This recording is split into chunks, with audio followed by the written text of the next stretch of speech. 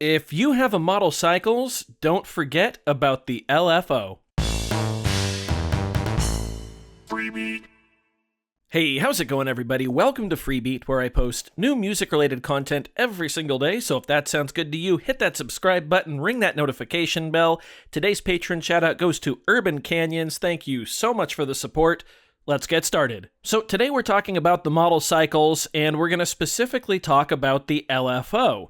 Now, the model Cycles is made by Elektron, and it's a pretty simple 6-track FM-based groove box. It's got 6 different machines or sound engines. We've got kick, we've got snare, we've got metal, we've got perk, we've got tone, and we've got chord. And you can actually arrange the 6 of those across any of the tracks as you see fit. So you could have, 6 kick tracks. You could have 6 just chord tracks. You could have any combination of the 6 of those however you want in any multiples. It's also got a very powerful sequencer, probably the most powerful sequencer in any device under $500, ton of conditional and chance triggers, a ridiculous amount of patterns and projects, 96 patterns per project, with a pattern being up to 64 steps with full viewable and sequenceable resolution. It's a beast of an instrument. However, one of the biggest gripes that I see about this thing is that there's not enough sound design options, which really, to be fair, there are only 4 main knobs for sound design. So let's use the tone track here as an example. We've got the color knob, which you can hear provides some of those classic FM overtones. We've got the shape knob.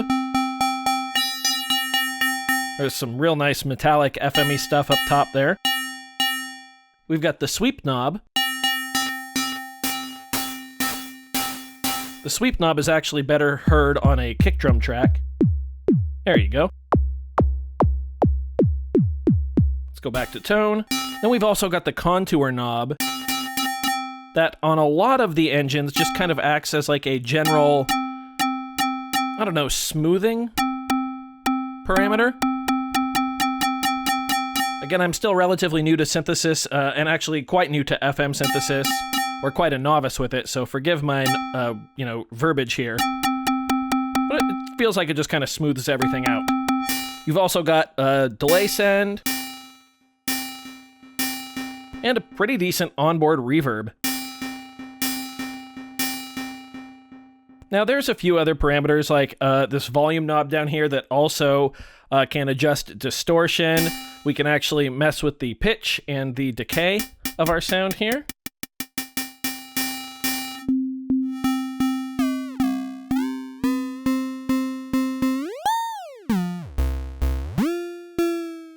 And of course, we can actually play the sounds as well.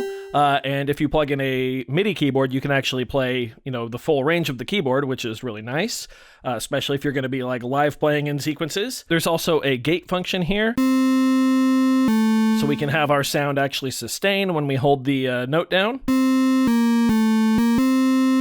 There's a punch function, which adds a little bit of kind of attack to the beginning of it, a little bit of grit.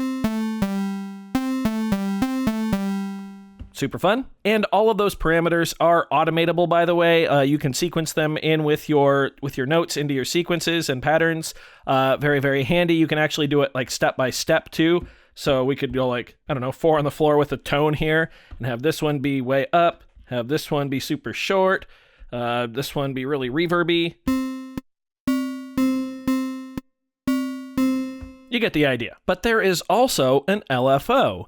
And for some reason, when I see a lot of jamming and messing around videos with the Cycles, a lot of people seem to skip over the LFO and really only focus on the knobs right here, which I think can create the illusion that the model Cycles is kind of limited in sound design.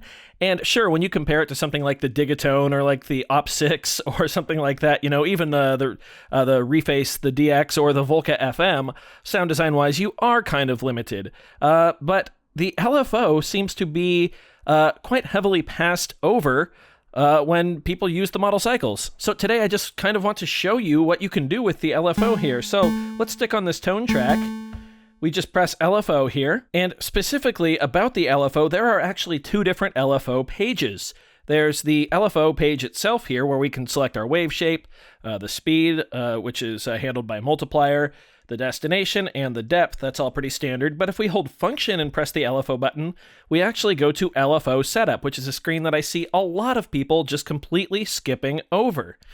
So here we have 3 different options. We have reset with a check mark next to it, which that allows us to reset the LFO every time we trigger a new note.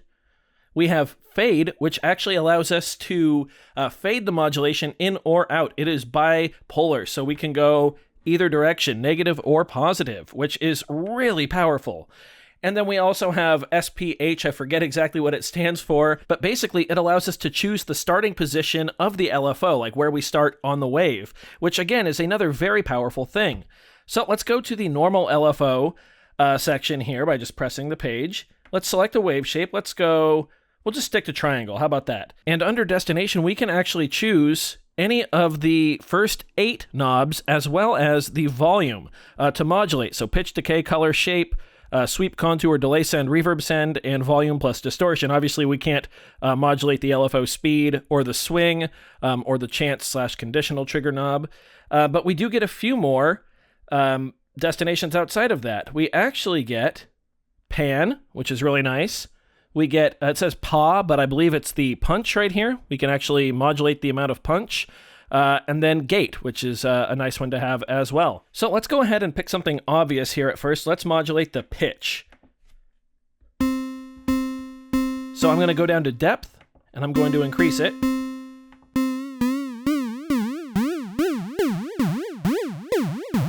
Now this is all pretty normal LFO stuff so far. We can actually go all the way to 63. Let's keep it there just for demonstration's sake. Let's go back to the multiplier section, which again is our speed. By default, it's set to times 16. Let's drop it down to times 8. How about 4, 2, 1. And right now we can't really hear it affecting it. I mean, we can, but we can't hear it to the full extent. So let's click the gate button here and actually allow ourselves to sustain the note by holding the pad down.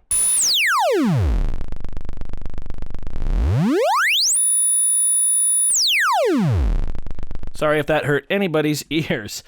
So obviously we can actually go in and, lower the depth a little bit. Let's say something in the 20s. 26.5, perfect.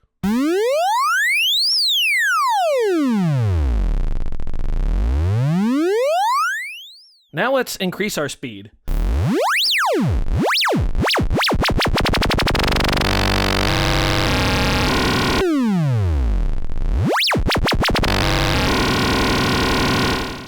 Gets pretty crazy.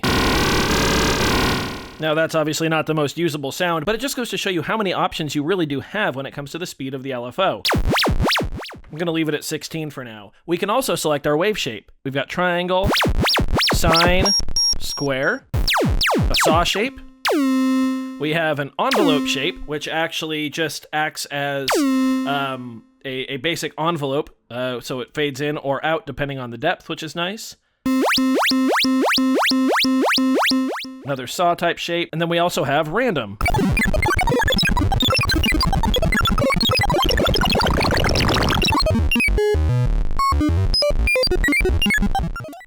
Super cool. And again, we can change the destination easily.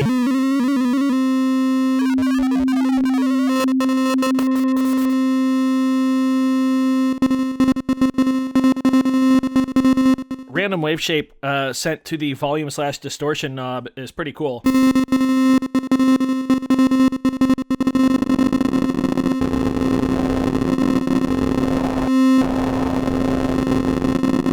Yeah, fun stuff. Sorry if you can hear somebody mowing outside. Not sure how loud that's going to be on camera. But let's move on now to the LFO Setup page, because this is where we get, like I said, a few more options. So we can actually toggle reset on and off. So with it on, the LFO will reset every time we trigger a new note.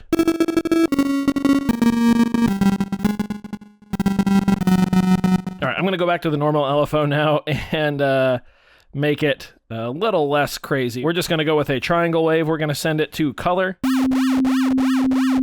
There we go. I'm going to slow it down to ×8, and I'm going to drop the depth down a little bit to 20. There we go. Much better, much more tolerable. Function LFO, back to LFO setup. So, of course, we just turned on restart or reset, so every time we trigger a new note, the LFO resets. Here's what it sounds like with it off.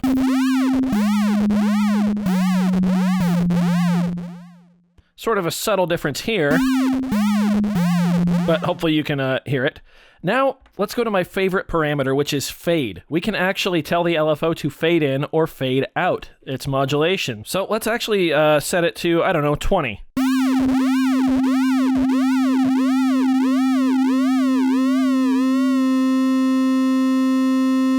See that?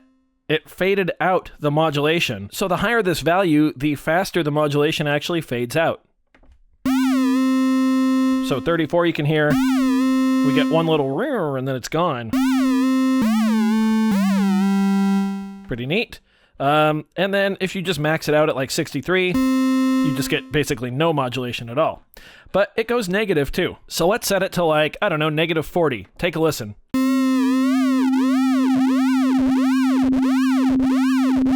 You can hear it increasing the modulation this time. Let's go down to -50.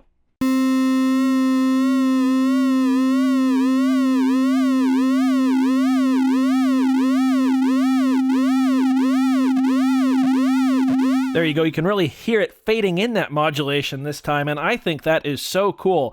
Also, remember, we are just working with one engine right now, and just modulating the color. You can modulate any of these parameters across any of the engines, which is just so powerful. Now, if we go down to SPH here, which again, I forgot what it stands for, we can actually tell the LFO where in its wave cycle to start. Which isn't going to be as obvious with the sound like that. This one does take some playing around to get right how you want it, but it's a nice option to have. I'm so sorry for this person mowing outside at like 8 a.m. on a Saturday in the pouring rain. So as you can see, there is quite a bit of depth and variety to the Model Cycles LFO and how you use it. So yeah, hopefully you see the potential here. Hopefully you enjoyed this video. Hopefully I got my point across without sounding too much like an idiot. Again, I'm starting to understand a lot of the concepts. I just don't know the perfect terminology to use, so bear with me. I do hope you enjoyed this video. If so, be sure to leave a like on it. If not, you can always leave a dislike. That's okay too. Doesn't hurt my feelings, just makes me try that much harder next time. Either way, be sure to hit that subscribe button, ring that notification bell. Thank you so very much for being here. Thanks for watching. We'll see you next time. Bye.